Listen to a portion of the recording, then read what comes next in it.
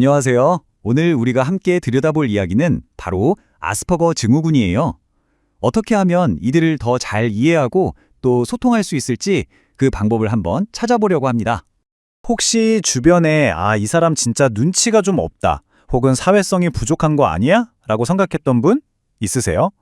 뭔가 우리랑은 주파수가 좀 다른 것 같다고 느껴지는 사람들이요. 한 가지 주제에만 엄청나게 파고들거나 미묘한 사회적 신호는 그냥 휙 지나쳐버리는 그런 분들 말이죠. 그런데 만약에요, 이게 그냥 성격이 좀 특이해서가 아니라 아예 마음 자체가 다른 종류라면 어떨까요? 저희가 분석한 이 자료는 바로 이런 관점의 전환을 이야기하고 있어요.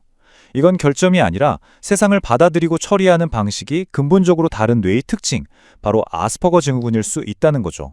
이걸 아주 쉽게 이해할 수 있는 비유가 하나 있어요. 바로 뇌를 컴퓨터 운영체제 OS에 빗대는 건데요. 대부분의 사람들은 윈도우처럼 아주 대중적인 OS를 쓴다고 생각해 보세요. 그런데 아스퍼거 증후군을 가진 분들의 뇌는 뭐랄까, 리눅스나 맥 같은 다른 OS를 쓰는 거예요.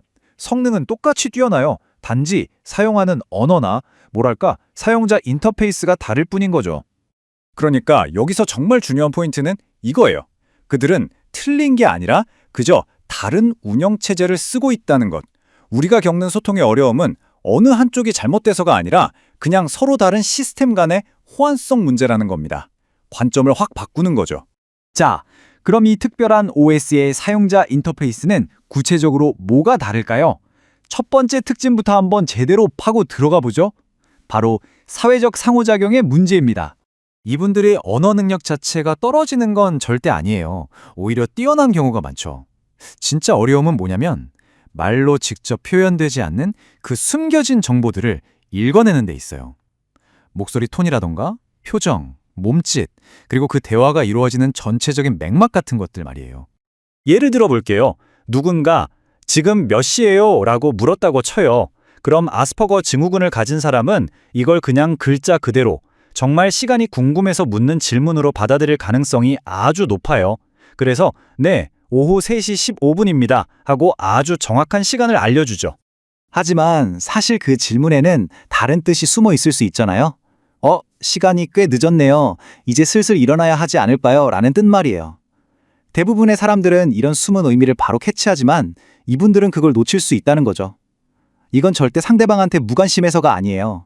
그냥 뇌가 문자 그대로의 정보에 더 집중하도록 설계되어 있기 때문에 생기는 일종의 오해인 셈입니다. 그래서 이런 특징들이 나타나기도 해요. 눈을 잘 못 마주치거나 반대로 너무 빤히 쳐다본다거나 대화 주제를 언제 바꿔야 할지 타이밍을 놓치기도 하고요. 또 자기가 좋아하는 관심사에 대해서는 정말 끝도 없이 이야기하기도 하죠. 은유나 농담도 글자 그대로 받아들이고요. 다시 한번 말하지만 이건 배려가 부족해서가 아니에요. 우리에게는 너무나 당연한 그 대화에 보이지 않는 규칙들이 자동으로 처리되지 않기 때문에 나타나는 현상입니다. 자, 그럼 이 OS의 처리 능력, 그러니까 CPU는 어떨까요? 여기서 또 하나의 아주 중요한 특징이 나옵니다. 바로 엄청난 집중력이에요. 마치 고성능 CPU가 딱 하나의 작업에 모든 자원을 쏟아붓는 것처럼 특정 분야에 대해서는 정말 무서울 정도의 집중력을 보여준다는 거죠. 그래서 많은 분들이 천문학이라든지 기차 시간표, 수학 같은 특정 주제에 대해서는 거의 걸어다니는 백과사전 수준의 지식을 가지고 있어요. 이 어마어마한 집중력 덕분에 보통 사람들은 그냥 지나치기 쉬운 아주 세세한 부분이나 어떤 패턴 같은 것들을 기가 막히게 발견해내기도 합니다.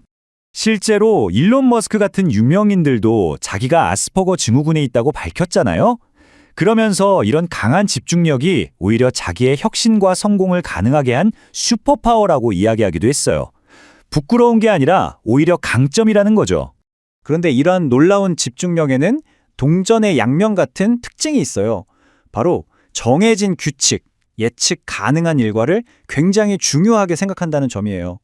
그래서 갑자기 계획이 바뀐다거나 익숙한 환경이 변하면 굉장히 큰 불안감을 느끼기도 합니다. 좋습니다. 이번에는 외부 정보를 받아들이는 입력 센서에 대해 얘기해 볼까요? 여러분의 눈, 귀, 피부 같은 모든 감각기관에 달린 볼륨 조절기가 다른 사람들과는 좀 다르게 작동한다고 한번 상상해 보세요. 이게 또 하나의 아주 핵심적인 특징이거든요. 어떤 분들은 감각이 너무 예민해서 남들에겐 그냥 조용한 소리인데 본인한테는 막 천둥 소리처럼 들리기도 하고요. 옷에 달린 작은 상표가 칼날처럼 느껴지기도 해요. 반대로 어떤 분들은 감각이 좀 둔해서 꽤 아픈데도 잘 못 느끼거나 추위를 잘 타지 않기도 합니다. 그러니까 세상이 너무 시끄럽고 강렬하게 느껴지거나 아니면 반대로 좀 무감각하게 느껴지는 거죠. 이건 본인이 선택하는 게 아니에요. 그냥 뇌가 감각 정보를 처리하는 방식이 우리랑 다른 겁니다. 이걸 이해하면 왜 갑자기 귀를 막는다거나 사람이 너무 많은 곳을 피하려고 하는지 알 수 있어요. 겉으로 보기엔 왜 저렇게까지 반응하지 싶을 수 있지만 사실 그건 본인이 느끼는 엄청난 감각적인 고통에 대한 솔직한 반응인 경우가 정말 많습니다. 자, 그럼 이제 제일 중요한 부분입니다. 이 모든 걸 알게 된 우리가 어떻게 하면 이 서로 다른 OS 사이에 데이터를 좀 더 원활하게 주고받을 수 있을까요? 한마디로 어떻게 하면 더 잘 소통할 수 있을까요? 지금부터 그 실용적인 사용자 매뉴얼을 알려드리겠습니다.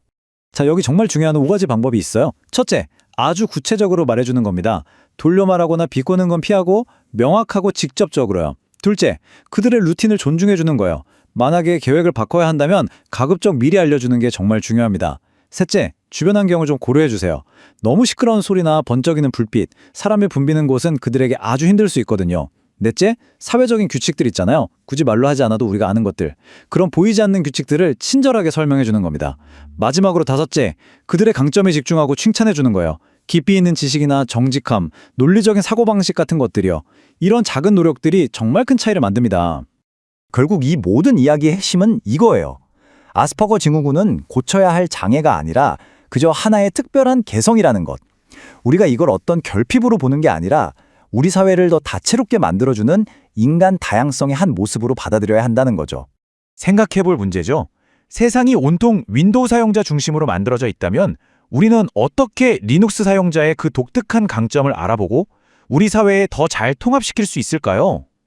이렇게 서로 다른 OS의 언어를 배우려고 노력할 때 우리 공동체는 훨씬 더 따뜻해지고 서로를 더 포용하게 되고 궁극적으로는 훨씬 더 혁신적인 곳이 될 수 있을 겁니다.